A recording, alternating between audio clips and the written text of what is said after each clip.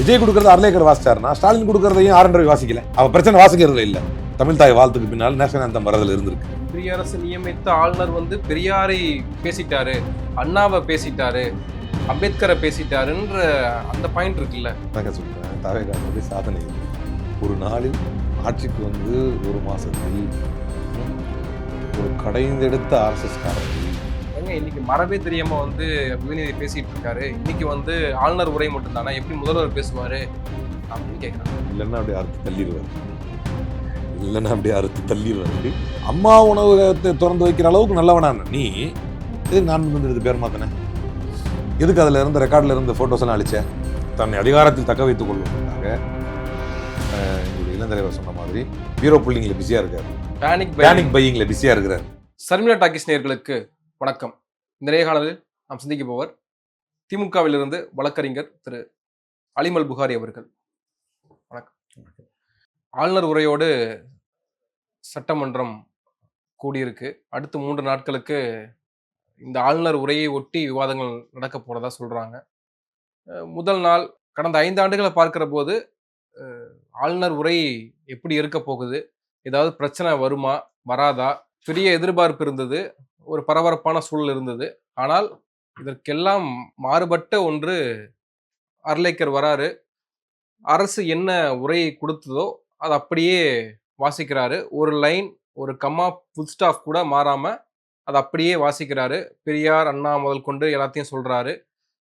குறிப்பாக ஒன்றிய அரசு நிதி பகிர்வுல பாரபட்சம் காட்டுது முதல் கொண்டு எல்லாத்தையுமே அதையும் வாசிக்கிறாரு. இது இன்னொரு பக்கம் தமிழ்தாய் வாழ்த்து உடனே தேசிய கீதமும் இசைக்கப்பட்டது. ஒரு மரபு மீறிய செயலாகவும் பார்க்கப்பட்டுச்சு. எப்படி ஆளுநர் உரையை பார்க்குறீங்க நீங்க?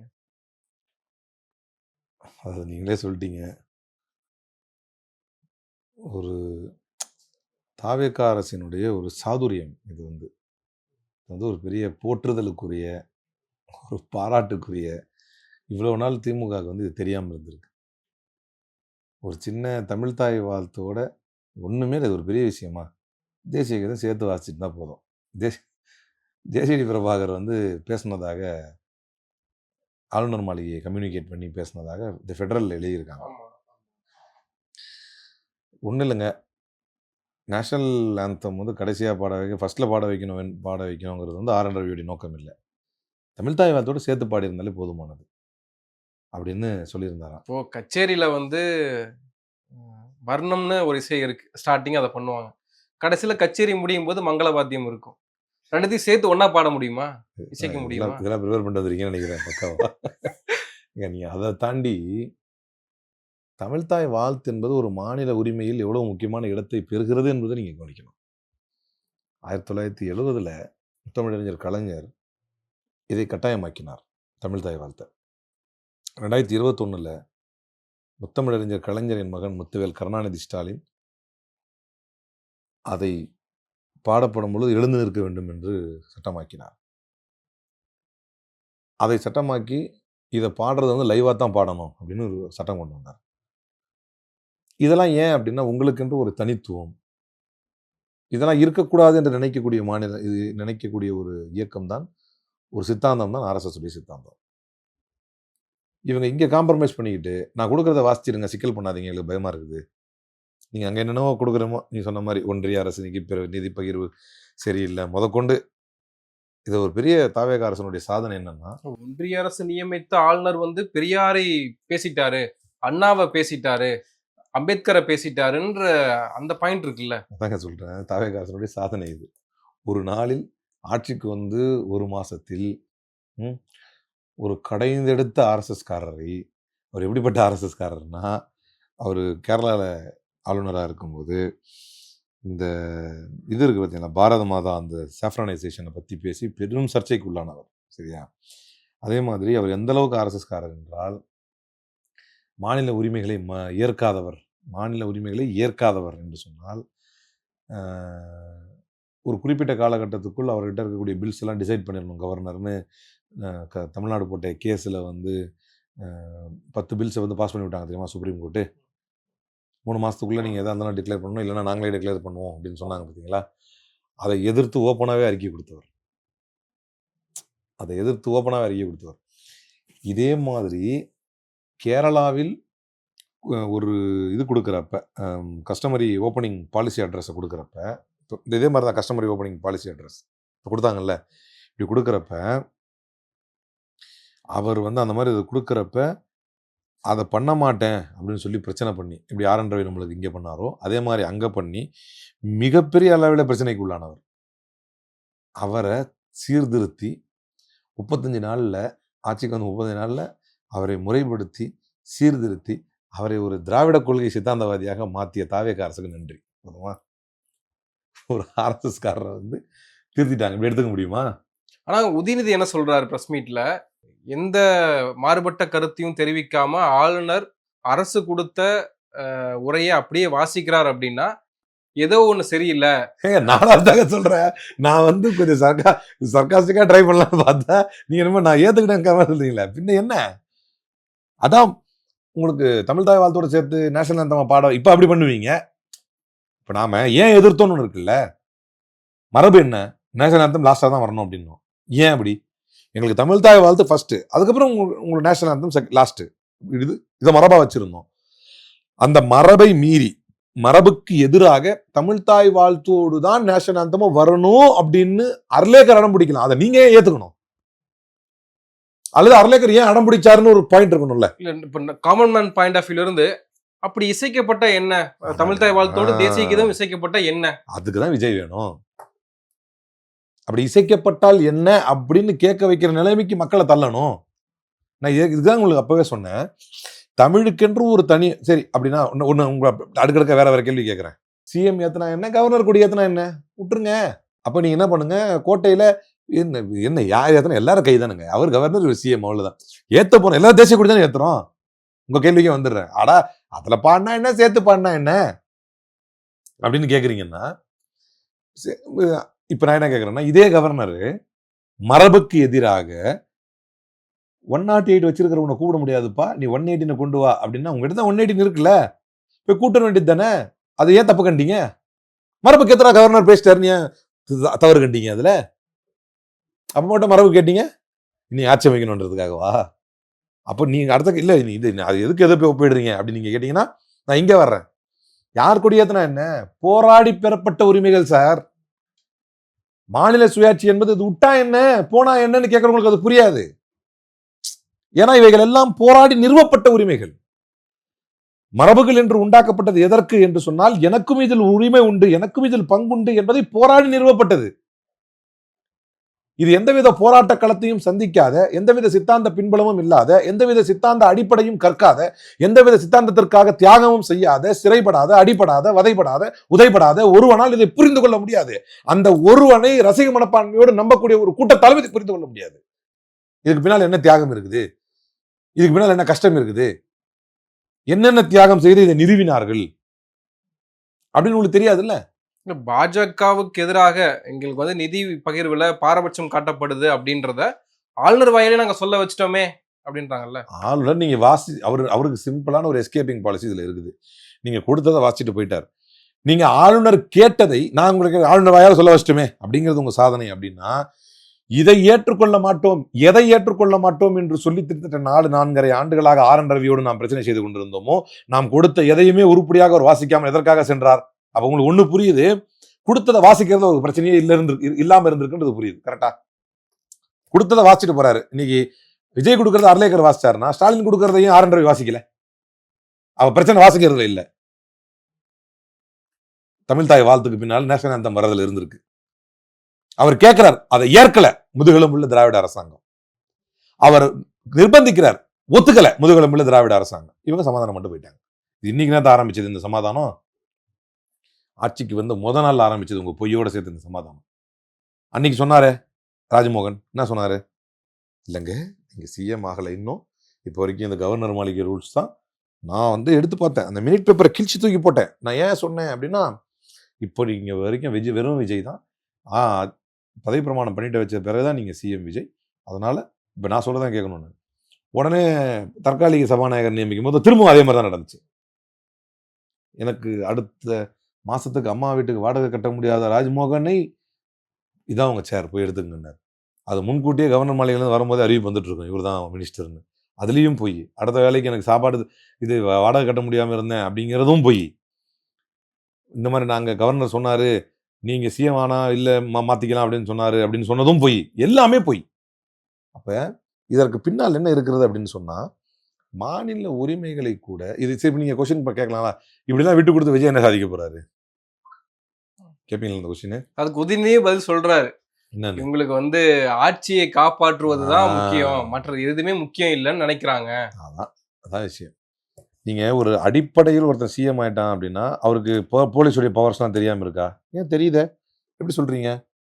முக்தார் அரெஸ்ட் பண்ணும்போது, சூர்யாவை அரெஸ்ட் பண்ணும்போது, இவருக்கு வழக்கு போடும்போது, இந்த தனிப்பட்ட தாக்குதல் வரம்பு மீறிய பேச்சுகள்லாம் அவங்க சார் பேசுறாங்க. நான் என்ன சொல்றேன்னா, அப்போ ஸ்ரீவைகுண்டம் எம்எல்ஏ அரெஸ்ட் பண்ணுங்க.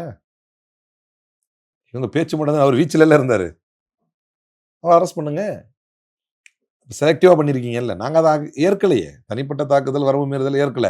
நீங்க தனிப்பட்ட முறையில் அதை குறிப்பிட்ட ஆள்கிட்ட மேல மட்டும் தான் பாய்ச்சிருங்க. நான் அதை அந்த பாயிண்ட் டைவர்ட் பண்ணிடாதீங்க. என்ன கேட்க வந்தேன்னா, போலீஸுடைய வரம்புகள் என்ன, போலீஸை வச்சு என்ன செய்ய முடியும், போலீஸை வச்சு ஸ்ட்ரிக்டா என்னென்ன ஆக்ஷன் எடுக்க முடியும், இதெல்லாம் தெரியாதவரா விஜய்? அப்புறம் ஏன் தொடர்ந்து சட்டம் ஒழுங்கு சீர்கேட்டா போய்கிட்டு இருக்கு? அப்புறம் ஏன் தொடர்ந்து கேள்விக்குறி ஆகிக்கிட்டு இருக்கு சட்டம் ஒழுங்கு? அப்புறம் ஏன் தொடர்ந்து பாலியல் வன்கொடுமைகளும் வன்புணர்வுகளும் கொலைகளும் நடந்து கொண்டே இருக்குது? ராஜ்மோகன் அதுக்கு பதில் சொல்றாரு. என்னன்றாருன்னா, அதிகமாக நம்பிக்கை பிறந்திருக்கிறது, வெளியில வந்து சொல்வதற்கான நம்பிக்கை பிறந்திருக்கு, அதனால கம்ப்ளைண்ட் பண்றாங்க, கம்ப்ளைண்ட் பண்றதுனால வெளியில தெரிய வருது. இது ரொம்ப ஒரு டெக்னிக்கலான மேட்டர், அதை எக்ஸ்பிளைன் பண்ணியே ஆகணும். சொல்லிட்டு நான் இந்த பாயிண்ட்டுக்கு வந்துடுறேன். இதை சொல்ல வந்ததுக்கான காரணம் வேற, இதை சொல்லிடுறேன். நீங்கள் சொல்கிறத வந்து நாமளும் முன்காலங்களில் சொல்லியிருக்கோம். ஆனால் அது என்னன்னா, அதில் ஒரு சின்ன வித்தியாசம் இருக்குது.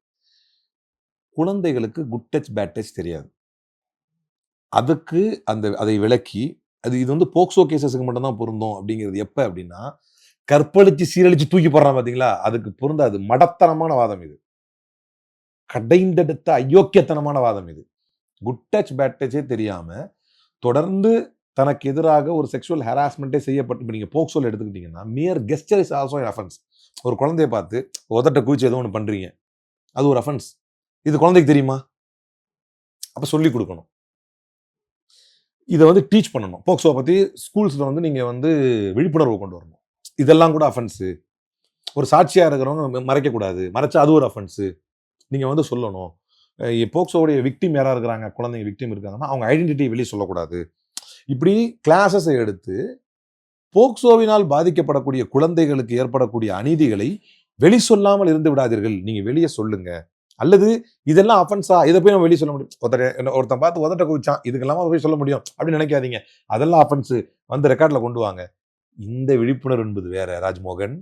ரொம்ப நேகா தப்பிக்க பார்க்கக்கூடாது. இந்த விழிப்புணர்வு அதை சொல்லணும். நல்ல வேலை கேள்வியா கேட்டீங்க. அந்த விழிப்புணர்வு என்பது வேற, அது உண்மை. அது அப்படி போக்சோ அந்த மாதிரியான போக்சோ கேசஸ் அதிகமாகிறது வேற. பச்சை குழந்தைய ரோட்ல வலிச்சிட்டு போய் கொஞ்சம் கூட சட்டத்தின் மீது பயம் இல்லாமல், ஒரு முதலமைச்சர் மீது பயம் இல்லாமல், அவர் கையில் வைத்திருக்கும் காவல்துறை மேல பயம் இல்லாமல், சட்டத்தினுடைய தண்டனையின் மீது பயம் இல்லாமல், நீதிமன்றத்தின் மேல பயம் இல்லாம, இப்படி தாண்டா செய்வோம், கற்பழிச்சு தூக்கி போடுவோம், ஆனது ஆகட்டும்டா அப்படின்னு செய்யற மாதிரியான வழக்குகளுக்கு இது பொருந்தாது. வித்தியாசம் புரியுது ரெண்டுக்கும். டெக்னிக்கலான வித்தியாசம். வழக்குகள் தான் பதிவு செய்யும். ஆமா, சூலூர்ல என்ன நடந்துச்சு? 3 வயசு குழந்தை என்ன தூக்கிட்டு போய் பண்ணாங்க? அந்த அம்மா என்னன்னு சொல்லி அழுதுச்சு? குடிமுடியில் என்ன நடந்துச்சு? அப்படி நடந்தால் அந்த குடும்பத்தினரும் நீங்க எப்படி நடந்துக்கிறீங்க? உங்க எம்எல்ஏ அங்க என்ன பண்ணாங்க? ஸ்ரீவைகுண்டத்தில் என்ன நடந்துச்சு? பெண்களுக்கு எதிரான குற்றச்சாட்டுல இதுக்கு எப்படி இது பொருந்தும்? ஸ்ரீவைகுண்டத்தில் நடந்ததுக்கு பொருந்துமா? வேம்புலி பாஞ்சார ஆலந்தூர்ல அதுக்கு பொருந்துமா? சேலத்துல பொருந்துமா? இந்த இப்ப பாருங்க, ஒரு துணை வட்ட செயலாளர், துணை செயலாளர் திருவாரூர்ல அரெஸ்ட் பண்ணிட்டாங்க. அவருக்கு பொருந்துமா அது? என்ன ராஜ்மோகன், இது இன்னும் உங்களோட யூடியூப் இன்டர்வியூ நினைச்சு இந்த கதை கொடுத்துட்டு இருக்கீங்களா? I am coming to the point. நீங்க இடையில ராஜ்மோகன் கிட்டனால போயிட்டேன். இப்ப இந்த சட்டம் ஒழுங்கு கைக்குள்ள வச்சிருக்கிற விஜய்க்கு தான் தெரியுமா தெரியாதானா எல்லாம் தெரியும், எப்படி செய்யணும்லாம் தெரியும். நேரம் இல்லை. ஏன் அப்படின்னா, because he is busy in retaining himself in power. தன்னை அதிகாரத்தில் தக்க வைத்துக் கொள்வதற்காக எங்களுடைய இளந்தலைவர் சொன்ன மாதிரி பீரோ புல்லிங்ல பிஸியா இருக்காரு, பேனிக் பையிங்ல பிஸியா இருக்கிறார். பீரோ புள்ளி அங்க இருந்து ஜன்னல்ல இருந்து போட்டு அப்படியே இழுத்து, அதுக்கு அது ஆக்சுவலா டீசெண்டா சொல்லிட்டு போயிட்டாரு, இந்த எல்னியை கட்டி கட்டி அமுச்சுடுவாங்கல்ல வடிவெளியில, அந்த மாதிரி அதிமுக எம்எல்ஏக்களை திருடுவதற்கு வெக்கமாக இல்லை விஜய்க்கு. இதற்கு நேரம் இருக்கிறது, இதற்கு நேரம் இருக்குது, இதுக்கு நேரம் இல்லை. It's quite obvious. இப்போ மோடி வந்து தன்னை அலங்கரித்துக் கொள்வதற்கும் ட்ரெஸ் மாத்துறதுக்கும் ஒரு மனுஷன் தான் 1000 தான் அவனுக்கு சொல்லிக் கொடுக்குறது 1000 பேர் இருந்தாலும் அவன் பிரைமரியா எதுல கான்சென்ட்ரேட் பண்றானோ அதுல தான் அவன் ஜெயிப்பான். மோடி கான்சென்ட்ரேட் பண்றது தன்னை அலங்கரித்துக் கொள்வதற்கு, தன்னை பிஆர் பண்றதுக்கு, தன்னை சூப்பரா இருக்குன்னு காட்டிக்கிறதுக்கு, மறைக்கிறதுக்கு, ரோட்டை மறைச்சு வச்சுட்டு அதிகாரிகளை கூட்டு வரதுக்கு, வெளிநாடுக்கு போறதுக்கு, இதுல அவர் பிரைமரியா கான்சென்ட்ரேட் பண்றாரு. அதுல அவர் சக்சஸ்ஃபுல்லா இருக்காரு. இங்க அதிமுக எம்எல்ஏக்களை விலைக்கு வாங்குவதற்கு, அமமுக எம்எல்ஏ விலைக்கு வாங்குறதுக்கு, மதிமுக எம்எல்ஏக்களை விலைக்கு வாங்குவதற்கு, கூட்டணி கட்சிகளுக்கே ஒரு அவமானத்தை ஏற்படுத்துவதற்கு, கூட்டணி இவரை நம்பி வந்த கூட்டணி கட்சிக்காரன் நம்பாம வேற நம்மளே தனித்துவமா தக்க வச்சுக்கணும் அப்படின்னு நம்புறதுக்கு பொய்யான நெரேட்டிவ் செட் பண்ணி தான் ஆட்சியில் நினைச்சுக்க மாதிரி காட்டிக்கிறதுக்கு, அடுத்தவன் செஞ்ச சாதனையெல்லாம் ஸ்டிக்கர் ஓட்டுறதுக்கு, அடுத்தவர்கள் செய்த சாதனை நான் முதல்வன் திட்டமாக இருந்தா கூட அது தன்னுடைய கண்ணுக்கு ஊர்த்துது. அம்மா உணவு திட்டத்தை துறந்து வைக்கிற அளவுக்கு நல்ல மனசு படைச்ச உனக்கு அம்மா உணவு எல்லாம் பிஆர் ஸ்டண்ட், அம்மா உணவகத்தை திறந்து வைக்கிற அளவுக்கு நல்லவனான நீ எதுக்கு நான் முதல் பேர் மாத்தன? எதுக்கு அதுல இருந்த ரெக்கார்ட்ல இருந்த போட்டோஸ் எல்லாம் அழிச்ச? அவர் தானே. அப்போ குவைட் சிம்பிளான மேட்டர் என்னன்னா, Vijay is busy when as he is power hungry. அவர் அதிகார பசியில் இருக்கிறார். இல்லைன்னா அடிப்படையில் போடி சொல்லி பவர் என்னன்னு தெரியாம இல்ல அதிகாரத்துக்கு வந்துட்டாரு. அதிகாரத்துக்கு வந்த பிறகு அவரை தேடி நிறைய பேர் போறாங்க. இப்போ வைகோ எக்ஸாம்பிள் எடுத்துக்கலாம். அவராகவே போய் ஆட்சி அருமையாக இருக்கிறதுன்னு சொல்றப்போ அவங்களா தானே போறாங்க. எனக்கு தெரிஞ்சு மேபி வைகோ உதாரணம் கூட நீங்க சொல்றதுக்கு சரியா படலாம், தெரியல. மற்றபடி ஏடிஎம்கே உதாரணம் பொருந்தாது. நான் ரொம்ப நேர்மையா சொல்லணும்னு நினைக்கிறேன். வைகோ வாலண்டரியா போறாருன்னு எனக்கு இப்படிதான் தோணுது. அலையா விருந்தாளியா தான் ஓடுறாருன்னு தோணுது. மற்றபடி அதிமுக எம்எல்ஏக்களை பொறுத்த வரைக்கும் அது ஏன் பொருந்தாதுன்னு நான் சொல்கிறேன்னா, அந்த மரகதம் இருக்கிறாங்களே அவங்களே ஒரு பேட்டி தராங்க. அங்கே வச்சு கேட்குறாங்க, செக்ரட்டரி கிட்ட வச்சு கேட்குறாங்க, நீங்கள் பனையூர் வாங்க, நான் எல்லாத்துக்கும் பதில் சொல்கிறேன், பேட்டி தரேன்னா. நாங்கள் ஆர்வமாக இருந்தோம், என்ன சொல்கிறாங்கன்னு கேட்போம். நாங்கள் பண்ணுறது கடந்த காலங்களில் நாம் எம்எல்ஏவாக இருந்தோம், அப்போது நம்ம ரூலிங் பார்ட்டியில் இல்லை, மக்களுக்கு நல்லது செய்ய முடியல, இந்த வாட்டியாவது ரூலிங் பார்ட்டிலேருந்து செய்யலான்னு சொல்லிட்டு கன்ஃபெஷன் ஸ்டேட்மெண்ட் கொடுத்துட்டு இருக்கு அந்தம்மா. ஒப்புதல் வாக்குமூலம், நான் என்னென்னலாம் தவறு செஞ்சேன் அப்படின்னு. So it's quite obvious. இவங்க தான் பிடிச்சிருக்கிறாங்க அவங்கள வாங்கன்னு. அவங்க ஒன்றும் தேடி வரல, தங்களுக்கு பெரும்பான்மை வேணும். ஆப்ரேஷன் ஆதவ் அப்படின்னு நக்கீரன் டிவி சொல்ற மாதிரி. ஆமாம், மதிமுக பொதுச் செயலாளர் வைகோவை அதற்கு முன்பாக ஆதவ் அர்ஜுனா போய் சந்திக்கிறார்ல. நீங்க தான் சொன்னதுனால தான் நான் அதை சொல்றேன். இருந்தாலும் இவங்க போறாங்க, சந்திக்க தான் செய்யறாங்க. அவங்க வேணாம்லாம் சொல்லலை. எங்கெங்கெல்லாம் எம்எல்ஏக்களை இப்படி ராஜினாமா செய்ய வைக்க முடியுமோ ஜனநாயகத்துக்கு எதிராக. இதுல கொடூரமா பாதிக்கப்பட்டிருப்பவர்கள் யார்? அதாவது என்னமோ சொல்லுவாங்களே, அந்த பழமொழி தப்பா போயிடும், ஏதோ பொண்ணு வெளியே தெரியாது அப்படிங்கிற மாதிரி ரொம்ப கேவலமா பாதிக்கப்பட்டிருப்பது இவரை நம்பி சென்ற கம்யூனிஸ்டுகளும் முஸ்லீம் லீகும் விசிகாவும் தான். ஏன்னா இப்போ வரைக்கும் இவர் சொல்றாரு நம்ம தான் அவங்கள தக்க வச்சுக்கிட்டு இருக்கோம் அப்படின்னு. இந்த பேச்சே அவங்களுக்கு இரிட்டேட்டிங்கா இருக்கு. ஏன்னா விஜய் ஒரு அரகன்ட் ஃபெல்லோ. அவர் என்ன நினைக்கிறார் அப்படின்னா, இவனுங்களுடைய தயவுல நம்ம இருக்கக்கூடாது அப்படின்னு நினைக்கிறார். அதனால கண்ணுக்கு முன்னால் அதிமுக என்கின்ற கட்சிக்கு என்ன நடக்கிறதோ, அதிமுகங்கிற கட்சிக்கு என்ன நடக்குதோ அதே உங்க கட்சிக்கு நடத்துறதுக்கு எவ்வளவு நேரம் ஆகும்? திமுக கலந்து போக மாட்டாங்களா? நான் என்ன கேட்குறேன், நல்ல கேள்விதான் இது, உண்மையிலே நல்ல கேள்விதான். ஆக்சசிபிலிட்டி இருக்கா? இவங்களால ஆக்சஸ் பண்ண முடியுதா? நீங்க தானே போய் ஒட்டுறீங்க, உறவாடுறீங்க. நான் கேட்கறதுக்கு என்ன பதில்னா, திருமாவளவன் மாதிரியோ கம்யூனிஸ்ட் மாதிரியோ திமுகவே ஒட்டி உறவாடிக்கிட்டு இருக்குதா? முதல் நாளே நாங்கள் எதிர்கட்சியாக செயல்பட தயார்னு அறிவிச்சாச்சு. எடப்பாடியை பொறுத்த வரைக்கும் அவர் கட்சியை தக்க வைத்துக் கொண்ட விதம் எல்லாருக்கும் தெரியும். அவர் எப்படி ஹீரோஸ் டு பவர்னு எல்லாருக்கும் தெரியும். அவங்களுக்குள்ள யார் பஞ்சாயத்து பண்ணி வச்சானு தெரியும். ஓபிஎஸ்க்கு அவங்களுக்கும் எப்படி சமாதானம் செஞ்சு வச்சானு தெரியும். காலம் முழுக்க பிஜேபியை நம்பி இருக்கக்கூடிய ஒரு தலைவராக அவர் இருந்ததனால் அவர் தன்னுடைய ஆளுமையை இழந்திருக்கிறார். காலம் முழுக்க ஒன்றிய அரசு எதிர்த்தே களமாடி இந்தியா முழுக்க அவங்க கண்ட்ரோல் இருக்கிறான், பட் தமிழ்நாடு என்னைக்குமே அவுட் ஆஃப் கண்ட்ரோல் அப்படின்னு டிக்ளேர் பண்ணி கொண்டு வந்த ஒரு தலைவர் கீழே இருக்கக்கூடியவங்க அவ்வளோ ஈஸியாக விலை போக மாட்டாங்கல்ல. ஒன்று. ரெண்டாவது, ஆக்சசிபிலிட்டி நீங்க தானே கொண்டு போய் கொடுக்குறீங்க. அதனால தான் இதை சொல்றேன். அலையாம ஓடுது காங்கிரஸ், கூப்பிடவே இல்லை ஓடி போகுது காங்கிரஸ், கூப்பிட்ட உடனே ஓடி போகுது கம்யூனிஸ்டும் விசிகாவும் ஐயுஎம்எலும். இல்லை போறோம், நேற்று போல, இன்னைக்கு போல, நாளைக்கு போல அப்படின்னு சொல்லிட்டு திடீர்னு ஓடுது முஸ்லீம் லீக். அப்ப உள்ரங்கத்தில் என்ன ஓடுது? ஏன் ஒரு நாள் வன்னியரசுடைய மொபைல் சுவிட்ச் ஆஃபாக இருந்துச்சாமே கேள்விப்பட்டோம். ஏன்? ஷாஜகானுக்கும் இன்னொரு எம்எல்ஏ இருக்காரு, அவருக்கும் ஒரே டக் ஆஃப் பாரா இருந்துச்சாமே, இப்போ அவர் கொஞ்சம் அதிருப்தியா இருக்கிறாராமே, ஏன்? கேள்விப்பட்டோம். இவைகள் எல்லாம் அதிகாரத்தை நோக்கி நீங்கள் நகர்ந்ததனால் உங்கள் கட்சியை நீங்களே பலகீனப்படுத்திக் கொண்டிருக்கிறீர்கள். பலகீனப்படுத்துவதற்கு யோசிக்காதவர் விஜய். அதிமுக நடக்கிறது, விசிகா நடக்கிறது எவ்வளவு நேரம்? அதிமுக நடக்கிறது, முஸ்லீம் லீக் நடக்கிறது எவ்வளவு நேரம்? ஏன்னா வாங்கின ஒரு சீட்டுக்கு 50 வருஷத்துல திமுக காலி ஆயிடுன்ட்டாரு. இத்தனைக்கும் ஒரு பிரச்சனை ஒன்று வந்தால், முஸ்லிம்களுக்கு ஒரு பிரச்சனை என்று வந்தால், முஸ்லிமாகவே தன்னை பாவித்து அதை கவனிக்கக்கூடிய ஒரு கலைஞர் சொன்னது காதர் மீது. இந்தியா முழுக்க சுதந்திரத்துக்கு பின்னால் முஸ்லீம் லீக் வந்து ஐடென்டிட்டி கிரைசிஸ்ல மாட்டிக்கொண்டிருந்த போது, சர்வைவல் கிரைசிஸ், தன்னை எப்படி தக்க வைத்துக் கொள்வது அப்படிங்கிற நெருக்கடியில் மாட்டிக்கொண்டிருந்த போது, தப்பிப்பிழைத்த மாநிலம் கேரளாவும் தமிழ்நாடும். கேரளாவில் கம்யூனிஸ்டுகளால் தப்பித்தது, தமிழ்நாட்டில் திராவிட முன்னேற்ற கழகத்தால் தப்பித்தது. இந்த முஸ்லீம் லீக் நீங்க மிச்சம் இருக்கிறதுக்கு காரணமே திராவிட முன்னேற்ற கழகம் தான் அப்படின்னு இருக்கும்போது, 35 நாள்ல அந்த திராவிட முன்னேற்ற கழகமே 50 வருஷத்துல காலியா போயிடும்னு சொல்லக்கூடிய அளவுக்கு அமைச்சரை மாத்தினாங்களே. இனி முஸ்லீம் லீகே வேஸ்ட், நாங்க தாவேக்காக இருந்துக்கிறோம், நாங்க மர்ஜ் பண்ணிட்டோம். ஏன்னா 20 இருக்கிறாங்க அப்படின்னாலே 2/3 காட்டணும். 2 பேர் போயிட்டா முடிஞ்சு போச்சு வேலை. முஸ்லீம் லீக்ல 2 எம்எல்ஏ அங்க போயிட்டாங்க, என்ன பண்ணுவீங்க? இல்ல அது அமைப்பு, இஸ்லாமிய அமைப்பு, ரசிகர் மன்றமா அப்படி டக்குன்னு போறதுக்கு? அதாவது அதிமுக ரசிகர் மன்றமா, மதிமுக ரசிகர் மன்றமா? டக்குன்னு போகுது.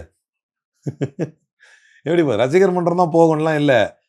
அதிகாரத்திற்கு மயங்கக்கூடிய கொள்கையற்றவர்களை நீங்கள் உருவாக்கினால் அவர்கள் செல்வார்கள். அதற்கு உதாரணம் ஷாஜகான். அவங்க கண்டிக்கிறாங்கன்றனால அதை அடிக்கடி நம்ம சொல்ல விரும்பல. கண்டிச்சிட்டாங்க, அவங்க கட்சியில கண்டிச்சிட்டாங்க, பேராசிரியர் கண்டிச்சிருக்காரு, அன்னைக்கு ஒரு எம்பியும் கண்டிச்சிருக்காரு. பார்த்தேன் அந்த வார்த்தை தவறான வார்த்தை அப்படின்னாரு. It's quite okay. பட் இருந்தாலும் அவர் சொல்லணும் நான் பேசுனது தப்புன்னு. அது அவர் சொல்லலை. பட் ஸ்டில் கண்டிக்கிறாங்க, கட்சி அதை ஏற்கலைங்கிறது புரியும். ஆனால் இப்படி பேச வைக்கிது இல்லை அதிகாரம். எவ்வளோ நேரம் உங்களை வலிச்சு போடுறதுக்கு? அமைச்சர்ப்பா 5 வருஷம் இருந்துக்கலாம், மெர்ஜ் பண்ணிட்டு கட்சியை மெர்ஜ் பண்ணா என்ன ஆகும் தெரியுமில்ல? நாங்க தான் கட்சின்னு போயிடுவாங்க. அப்புறம் இருக்கிற 2 எம்எல்ஏ போயிட்டாங்கன்னா கட்சியே அவங்க தான். காதல் மீது நினைச்சா கண்ட்ரோல் பண்ண முடியாது. இதை பார்த்துட்டு வேடிக்கை பார்க்கறது முஸ்லீம் லீகுக்கும் விடுதலை சிறுத்தைகளுக்குமே ரொம்ப ஆபத்தானதுன்னு சொல்ல வரோம். இதுல முக்கியமா ஹைலைட்டா பேசப்பட்டது இன்னைக்கு அந்த பேட்ச் வாய்த்தரங்க சிஎம்ன்றதுதான் முக்கியமா பேசு பொருளானது. அதுக்கு நிர்மல்குமார் சொல்றாரு, ஏங்க இன்னைக்கு மரபே தெரியாம வந்து உதயநிதி பேசிட்டு இருக்காரு, இன்னைக்கு வந்து ஆளுநர் உரை மட்டும் தானே, எப்படி முதல்வர் பேசுவாரு அப்படின்னு கேக்குறாங்க. இல்லைன்னா அப்படியே அறுத்து தள்ளிடுவார். எப்படி அப்படியே அறுத்து தள்ளிடுவார். இல்லைன்னா வாயை திறங்க, இப்பயே வாயை திறக்க சொல்றாங்க உடனே. இல்லைன்னா அப்படியே அறுத்து தள்ளிடுவார். திரும்ப சொல்றேன், காமெடி பண்ணிக்கிட்டு பேச வேண்டிய இடத்துல வாய் திறக்கிறது கிடையாது, பத்திரிகையாளரை சந்திக்கிறது கிடையாது, நடந்த தவறுகளுக்கு என்ன செய்ய போறான்னு சொல்றது கிடையாது, ஒரு திட்டத்தை எப்படி அறிவிக்க போறோன்னு சொல்றது கிடையாது, வெள்ளை அறிக்கைன்னு வந்திருக்குதே இவ்வளவு கொஸ்டின்ஸ் கேட்கறாங்க, நான் எதுக்காக இப்படி சொல்றேங்கிறதுக்கு பதில் சொல்றது கிடையாது, சட்டம் ஒழுங்கு சீர்கேட்டை பத்தி பதில் சொல்றது கிடையாது, கரண்ட் கட்டை பத்தி நியாயமா பேசுறது கிடையாது. அந்தந்த துறை அமைச்சர்கள் தான் பேசுவாங்க. அப்படின்னா எல்லா இடத்துலயும் நீங்க மற்ற நேரங்கள்ல வந்து இப்படிதான் கையாண்டீங்களா? முதல் ஒரு பிரைம் மினிஸ்டர் வந்து இப்படிதான் சொன்னீங்களா? ஏன் பிரைம் மினிஸ்டர் பார்த்து பேட்டி தரதுலன்னு கேட்கலையா? கடந்த காலங்கள்ல அவருக்கும் துறை அமைச்சருக்கு தானே செய்யறாங்க. ஏன் நம்முடைய முன்னாள் முதலமைச்சர் இருக்கும்போது அவர்கிட்ட கேட்கலையா? அவர் சொல்லணும், பதில் சொல்லணும், முதலமைச்சரே பதில் சொல்லுங்க. ஏன் கடிதம் எழுதக்கூடிய சிஎம் இல்ல, போய் பார்த்து மக்களை பார்க்கக்கூடிய சிஎம், போன்ல பேசுற சிஎம் இல்ல, நேரில் வரக்கூடிய சிஎம்னு ராஜ்மோகன் சொல்லலையா? இது வரைக்கும் எதுக்கு நேரில் போனாரு? வாய் தரங்கன்னா என்ன அர்த்தம்? வெறும் வாய மட்டும் திறந்தா முடிஞ்சிடுமா? அப்போ நான் கேட்கறேன், இதே நிர்மல்குமாருக்கு கேட்கறேன், வாய் திறங்க சிஎம் சொன்னாங்க, சிஎம் வந்து ஆன்னு திறந்துட்டாருன்னு முடிச்சுக்கலாமா? பைத்தியக்காரத்தனமா இல்ல? வாய் திறங்கன்னா எங்க திறங்க, எப்படி திறங்க, எதுக்காக திறங்க? நீங்க வாய் திறக்கிறது என்னது? போய் அந்த பிரச்சனையை அட்ரஸ் பண்ணுங்க. நீ வாய் திறங்கன்னா என்னது? அந்த பிரச்சனைக்கு பொறுப்பேத்துக்குங்க. போய் வாய் திறங்கன்னா என்னது? அந்த பிரச்சனைக்கு என்ன தீர்வு செய்ய போறன்றது அறிக்கையா கூட கொடுங்க. ரெஸ்பான்சிபிலிட்டி எடுத்துக்கங்க, அக்கௌண்டபிலிட்டிக்குள்ள வாங்க. இதுதான் வாய் திறக்கிறது. இவன் இவங்க பேசுற அளவுக்கு ஓப்பனா நம்ம வந்து லிங்குவிஸ்டிக்கா பேசணும்னா ஆன்னு வாய் திறந்தா போதுமான்னு கொஸ்டின் பதில் வந்துடும். அப்படி இல்லை. வாய் திறக்கணும், அட்டன் பண்ணுங்க, அப்பியர் ஆகுங்க, அக்னாலேஜ் பண்ணுங்க, அதை வந்து அதுக்கு அக்கௌண்டபிலிட்டி எடுங்க அப்படிங்கிறது மீனிங். அதை எடுக்காத வரைக்கும் வாய் திறக்காத முதல்வராகத்தான் இவர் இருப்பார். ஒரு டம்மி முதல்வராகத்தான் இருப்பார். ஒரு பொம்மை முதல்வராகத்தான் இருப்பார். இவரை இயக்குவது இவர் துணை முதல்வர். என்னை பொறுத்தவரை இவர் ஒரு துணை முதலமைச்சராகத்தான் இருப்பார். உண்மையான முதலமைச்சராக ஆதவ அர்ஜுனாவும் மற்றவர்கள் தான் இந்த கட்சியை இயக்கி கொண்டிருக்கிறார்கள் என்று ஆகும். இது தொடருமையானால் ஓரளவு கஷ்டப்பட்டிருக்காரு விஜய், வெயில் எல்லாம் வந்து சைக்கிள் எல்லாம் ஓட்டி. அந்த கஷ்டம் வீணாக போய் முடியும். நன்றி, நிறைய விஷயங்களை பகிர்ந்திருக்கீங்க. உங்க நேரத்துக்கு நன்றி.